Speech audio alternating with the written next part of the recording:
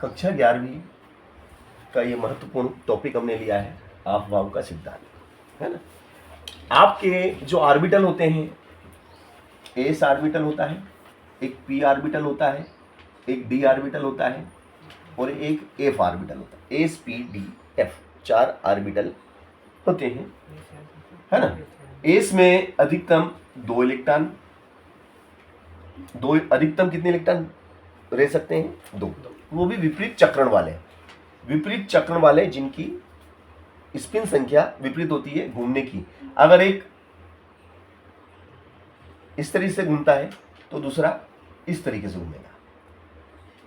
अगर एक की स्पिन ऊपर की तरफ है, दूसरे की नीचे की तरफ होगी। विपरीत दिशा वाले इसमें चक्रण वाले, विपरीत स्पिन वाले इसमें 2 इलेक्ट्रॉन होते हैं।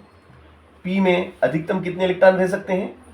पी में अधिकतम 6 इलेक्ट्रॉन होते हैं, है ना, ठीक है। और डी में अधिकतम कितने होते हैं? 10 और एफ में अधिकतम 14। इस प्रकार से इनमें इलेक्ट्रॉन हो सकते हैं।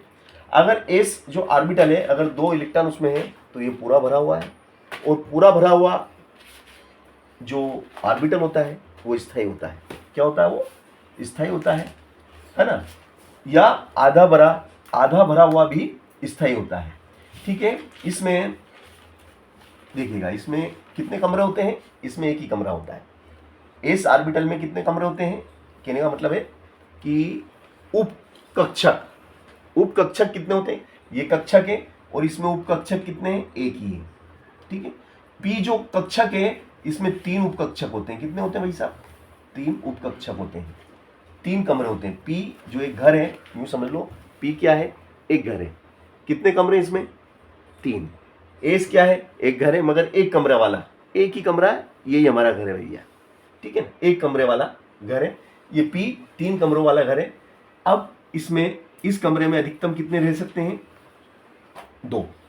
इस कमरे में भी अधिकतम 2, इस कमरे में भी अधिकतम 2 रह सकते हैं, है ना, ठीक है ना। डी भी एक घर है, और इस घर में अधिकतम कितने रह सकते हैं भैया? इसमें कितने कमरे? 1 2 3 4 5 कमरे बने हुए हैं। इसमें कितने रह सकते हैं? इसमें 10 रह सकते हैं। 1 1 1 1 1 फिर 1 फिर 1 फिर 1 फिर 1 फिर 1, तो 2 2 4 2 6 2 8 और 2 10, है ना। चलिएगा, अब जो एफ आपका घर है, वो सबसे बड़ा घर भैया आपका एफ है ना। 1 2 3 4 5 और 6 7 हो गए। 7 1 2 3 4 5 6 7 हो गए, 7, है ना। अब भैया इसमें 14 मेंबर हैं, तो पहले एक पहले एक भरा जाता है। पहले एक सब में, सभी कमरों में एक इलेक्ट्रॉन चला गया। सभी कमरों में, सभी उपकोष में एक इलेक्ट्रॉन चला गया। अब बचा वापिस एक और हमने इनको दे दिया। और इस प्रकार से हम क्या देखते हैं कि 2 एकम 2, 2 दूनी 4, 2 तिया 6, 2 चौक 8, 2 पंच 10, 2 छक 12, 2 सती 14, ठीक है ना। अब भैया ये कम ऊर्जा वाला होता है, इससे ज़्यादा ऊर्जा इसकी होती है, इससे अधिक ऊर्जा स्तर इसका होता है, और इससे बड़ा ऊर्जा स्तर इसका होता है। ऊर्जा स्तर मतलब कार्य करने की क्षमता। इसमें 2 ही मेंबर हैं तो कम काम करेंगे, 6 वाले में ज़्यादा काम होगा। जितने ज़्यादा मेंबर बढ़ते जाएंगे तो ऊर्जा स्तर बढ़ता जाएगा, ठीक है ना। तो यहाँ पर यही है अफबाऊ का सिद्धांत।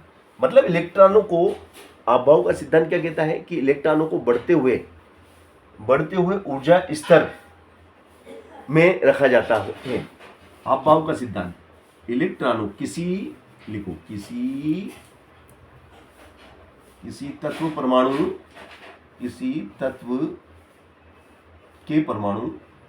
तत्व के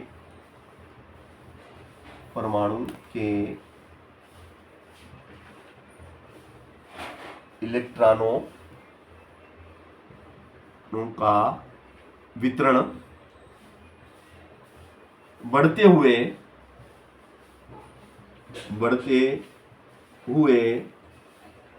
ऊर्जा स्तर के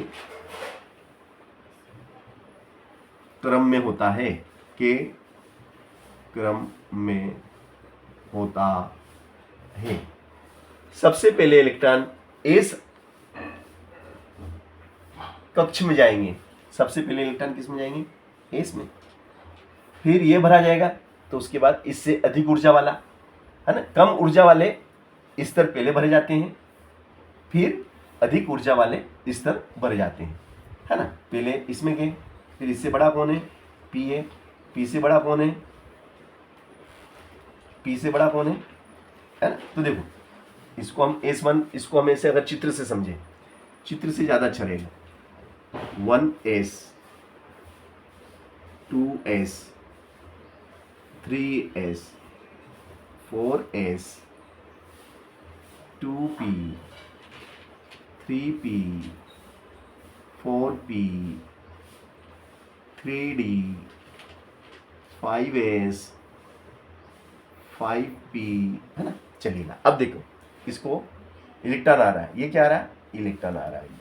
पहले किस में गया, एस में गया, फिर 2s में गया, फिर 2p में गया, फिर 2p के बाद किस में आएगा, 3s में, फिर 3p में, फिर 4s में, 4s के बाद में किस में आएगा, 4s के बाद बताओ, 4s के बाद किस में आएगा, 4s में गया, फिर पलट के 4p में, 4p के बाद 5s में आएगा, फिर 3d में आएगा, है ना। इस प्रकार से चलेगा ना, चलेगा। तो लिख दूं मैं, पहले 1s में, फिर उससे उसके बाद किस में, 1s के बाद 1s छोटा है किससे, 2s से, और 2s छोटा है 2p से, 2p छोटा है 3s से, और 3s छोटा है 3p से, 3p छोटा है 4s से, 4s छोटा है 4p से, और 4p छोटा है 5s से, और 5p छोटा है 5s छोटा है 3d से, और इस प्रकार से क्रम चलता रहता है, ठीक है ना। अब ये आपका ऑफ वाव का सिद्धांत, ये मैंने क्या बताया आपको, ऑफ वाव का सिद्धांत बताया भाई साहब, है ना।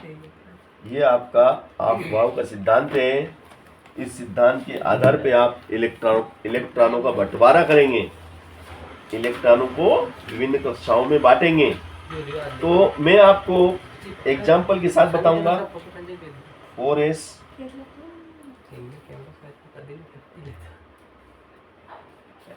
4s के बाद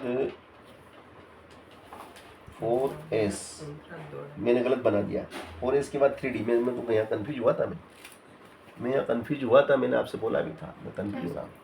4s के बाद देखो मैंने ये जो बनाया ना 3p तो 3d आएगा, हाँ चित्र गलत बन गया, यहाँ 3d आएगा, है ना। 4s फिर यहाँ 4p, है ना, 4p के बाद क्या है 4d, 4d है ना, 4d के बाद 4f, ठीक है। देखो तो ये इस तरीके से आएगा, 4s के बाद में वापस रिटर्न होगा, फिर 3d में जाएगा, फिर 3d के बाद 4p में आएगा, 3d, yes 3d, 3p 4s, 4s के बाद में 3d, कितना आएगा 3d में आएगा, और 3d के बाद 4p, अब 4p, और 4p के बाद 5s, ये क्रम है। यानी मैं कंफ्यूज हो गया था, मैंने देखूँ एक बार। चलो यहाँ तक आगे 3p के बाद में 4s सही है, 4s के बाद में 3d भी सही है, 3d के बाद में 4p भी सही है, 4p के बाद में 5s सही है, फिर 5p, और 5s के बाद में 5p, है ना। चलो ये क्रम ठीक है। अब हम कुछ उदाहरण लेंगे उदाहरण की मदद से हम इनको करेंगे। देखिएगा वहाँ उदाहरण की मदद से हम इनको करते हैं। तो उदाहरण में हम लेते हैं, सबसे पहले हम लेते हैं कार्बन को लेते हैं। चलो कार्बन 612 है ना।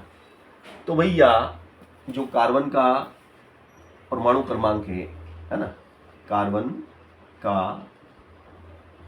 परमाणु क्रमांक कितना भैया? 6 है। कार्बन का परमाणु क्रमांक 6 है। अब हम क्या करेंगे कि भैया इसका एक चित्र बनाएंगे। पहले तो ये आपका नाभि है, इसमें प्रोटॉन कितने हैं? 6। न्यूट्रॉन कितने हैं? 6। प्रोटॉन भी 6, न्यूट्रॉन भी 6। और 6 इलेक्ट्रॉन इसकी कक्षाओं में चक्कर लगा रहे हैं। तो पहली कक्षा में कितने रहेंगे भैया? पहली में 2, 1 2 बचे। दूसरी में जाएंगे, दूसरी कक्षा में, दूसरी में कितने? 4, 1 2 3 4, ये 4 हो गया। 4 ये इसका मैंने चित्र के साथ आपको समझाया है ना। क्या हुए इसके टुकड़े हुए? 2 4, ठीक है ना। अब 1s देखो, इसका उपयोग करेंगे हम, इस चित्र की सहायता से इनको इलेक्ट्रॉनिक विन्यास ज्ञान करेंगे है ना। इसलिए C का इलेक्ट्रॉनिक विन्यास, C का इलेक्ट्रॉनिक विन्यास, C का इलेक्ट्रॉनिक विन्यास क्या होगा भाई साहब? देखिएगा आप 1s में कितने चाहिए? 1s में 2 चाहिए हमको। 1s में कितने चाहिए? 2। तो ये 1s2, ठीक है। फिर 2s में कितने चाहिए? 2s में भी 2 चाहिए। फिर बचे कितने? 2 2 4, तो 2 2 4, 6 में से 4 गए तो 2 बचे। 2 किस में जाएंगे? 2p2, ये इसका 2 2 4 2 6, ये हो गया कार्बन का इलेक्ट्रॉनिक विन्यास। कार्बन का इलेक्ट्रॉनिक विन्यास इस चित्र से मैंने पहले चित्र बनाया, 2 4, और मैंने इनको एस में 2 चाहिए, एस में 2 होते हैं। फिर 2s में भी 2 जाएंगे, बचे कितने? 2 2 4 हो गए, तो बचे 6 में से 4 गए 2, तो बचे हुए 2 इसमें चले गए, 2p में। इनके माथे पे लिखते हैं, ये माथे पे। इलेक्ट्रॉन कहाँ लिखे जाते हैं? इनके माथे पे है ना, या पावर में, घातांक के रूप में लिखे जाते हैं। चलो अब कार्बन की बात हो गई। कार्बन के बाद हम लिखते हैं ऑक्सीजन। किसकी बात करेंगे? ऑक्सीजन का परमाणु क्रमांक। ऑक्सीजन का परमाणु क्रमांक कितना होता है भाई साहब? 8 होता है। कितना होता है? 8। परमाणु क्रमांक 8, परमाणु भार 16। अब इसका जो वितरण होगा, इलेक्ट्रॉनों का वितरण क्या होगा? 2, पहले में 2, पहली कक्षा में कितने गए? 2, बचे कितने? 6, दूसरी कक्षा में 6। आप एक नाभिक बनाएंगे, ठीक है, उसमें आप लिखेंगे प्रोटॉन कितने? 2, न्यूट्रॉन कितने? 6, पहली कक्षा में, फिर दूसरी कक्षा में। पहली में 2 इलेक्ट्रॉन रख दो, बचे 6, 1 इलेक्ट्रॉन, 2 इलेक्ट्रॉन, 3 4 5 और 6। ये आपका ऑक्सीजन का मैंने चित्र बना दिया परमाणु का, कि किस प्रकार से इसमें इलेक्ट्रॉन कक्षाओं में घूम रहे हैं। अब इलेक्ट्रॉनिक विन्यास अपन निकालते हैं ना। ऑक्सीजन का इलेक्ट्रॉनिक विन्यास देखिएगा, पहले में एस, 1s में कितने गए? 1s में 2 चले गए। फिर 2s में कितने जाएंगे? 2s में भी 2 से ज़्यादा नहीं रह सकते हैं, 2s में भी 2 से ज़्यादा नहीं रह सकते हैं, ठीक है ना। अब 2 2 4, तो 8 में से 2 2 4 चले गए, बचे 4। वो 4 किस में जाएंगे? 2p में, ये 2p4। 1s2 2s2 2p4, 1s2 2s2 2p4, 2 2 4 4 4 8, क्योंकि टोटल 8 ही तो है। ये हमने इसका भी वितरण आपको करके दिखाया। चलिए अब इसके बाद हम आते हैं फ्लोरीन। फ्लोरीन का परमाणु क्रमांक कितना होता है? 9 दूनी 18 है ना, कि 19 होता है परमाणु भार, है ना, ठीक है ना। अब फ्लोरीन का परमाणु क्रमांक कितना होता है भैया? जितने इलेक्ट्रॉन होते हैं उतने प्रोटॉन होते हैं, तो इसका परमाणु क्रमांक हो गया आपका 9। तो परमाणु वितरण किस प्रकार से होगा, पहली कक्षा में 2, दूसरी में 7। तो देखिएगा सबसे पहले तो आप इसका नाभि बनाएंगे, ये नाभि हो गया। इसमें प्रोटॉनों की संख्या कितनी है, प्रोटॉन इसमें 9 है और न्यूट्रॉन इसमें 10 हैं। और पहली कक्षा में कितने, 2 इलेक्ट्रॉन घूमेंगे और दूसरी कक्षा में 7 इलेक्ट्रॉन, 1 2 3 4 5 6 7। ये इसका मॉडल बना दिया मैंने, है ना। ये परमाणु का चित्र बना दिया, इलेक्ट्रॉन वितरण चित्र किस प्रकार से इसमें इलेक्ट्रॉन चक्कर लगा रहे हैं। अब इसका इलेक्ट्रॉनिक विन्यास हम निकालेंगे। देखिएगा इलेक्ट्रॉनिक विन्यास कैसे निकलता है, देखिएगा अब आप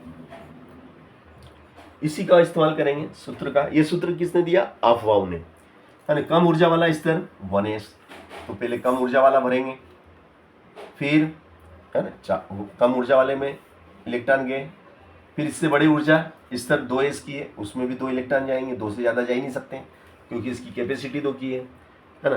2p में कितने जा सकते हैं अधिकतम, 2p में अधिकतम 6 जा सकते हैं, तो इसमें 6 चले गए। अब कितने देखो, गिनो तो 2 2 4 और 6 10 हो गए, तो 10 तो है ही नहीं, 9 ही है। तो 2 2 4, 9 में से 4 गए तो 5, 9 में से 4 गए तो 5, क्योंकि 5 6 7 8 9, तो ये हो गया 1s2 2s2 2p5 2p5। ये इसका फ्लोरीन का हो गया। अब आप लेते हैं, मान लो आपने लिया सोडियम, क्या लिया आपने, सोडियम लिया। सोडियम का परमाणु क्रमांक 11, परमाणु भार 23। तो देखिएगा यहाँ लिखो 11, अब 11 का वितरण करो तो 2 8 1, 2 8 10 और 1, है ना। पहली कक्षा में 2 इलेक्ट्रॉन नाभिक के चारों चक्कर लगाते हैं, दूसरी कक्षा में अधिकतम 8 इलेक्ट्रॉन नाभिक के चारों चक्कर लगाते हैं, तीसरी कक्षा में भी 8 इलेक्ट्रॉन रह सकते हैं, है ना, ठीक है ना। चलो अब आगे चलते हैं, चित्र पहले हम इसका चित्र बनाएंगे सबसे पहले तो, है ना। ये आपका नाभि बनेगा, है ना। प्रोटॉन कितने हैं, प्रोटॉन 11, न्यूट्रॉन 12, ठीक है। फिर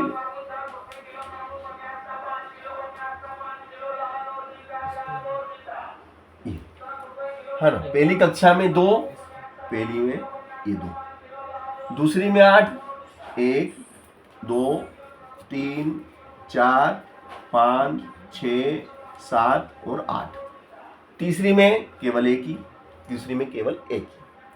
अब इनका इलेक्ट्रॉनिक विन्यास हम निकालेंगे। तो देखिएगा पहली में कितने रह सकते हैं, 2, दूसरी में कितने रह सकते हैं, 2, तीसरी में 2p, इसमें कितने रह सकते हैं अधिकतम 6, p वाले में 6, तो यहाँ 6 कर दो। फिर 3s में आ जाओ, 3s, तो देखो कितने हुए, 2 2 4 4 और 6 10 और 11 है ये, तो 11 में से 10 गए तो 1 बचा, वो 1 किस में चला गया, इसमें चला गया 3s1 में, 3s1। ये सोडियम का मैंने वितरण बताया आपको, कैसे इलेक्ट्रॉन बांटा मैंने, है ना, ठीक है ना। ये सोडियम का मैंने करा, ठीक है। अब सोडियम के बाद अपन लेते हैं, चलो अब अपन लेते हैं क्लोरीन का। किसका लेते हैं अपन, क्लोरीन का कितना होता है, 1735, है ना, 1735 चलेगा। तो यहाँ लिख दो, परमाणु क्रमांक इसका 17 होता है। तो पहले में तो 8 जाएंगे, पहली कक्षा में 8, दूसरी में पहली में 2, दूसरी में 8, तीसरी में भी 8, तो 2 और 8 10 बचे 7, ये हो गए 2 8 10 और 7 17 को बांटना अपने को तो टोटल, तो यहाँ पे लिख दो 17 और यहाँ पे आ जाएंगे 18। पहली में 2 चले गए, दूसरी में 8 चले गए, तीसरी में 7। तो 1 2 3 4 5 6 और ये 7 हो गए 7। इलेक्ट्रॉनिक विन्यास 2 2 6, फिर इसमें अधिकतम 2, फिर 3s के बाद क्या आता है, 3s के बाद आता है 3p। तो गिनो अब 2 2 4 6 10, 10 और 2 12, 12 और 5 इसमें चले जाएंगे, 17 हो गए 17। इस प्रकार से हमने इलेक्ट्रॉनों को बांट दिया, ठीक है ना। चलो अब सल्फर की बात करें। सल्फर के कितने होते हैं, 16 गुना 32 है ना। सल्फर का परमाणु क्रमांक, सल्फर का परमाणु क्रमांक कितना होता है, 16। तो इसको बांटेंगे 2 8 6, 2 8 6, 2 8 10, 10 और 6 16। तो पहली में 2, दूसरी में 8 और तीसरी में 6 होना चाहिए।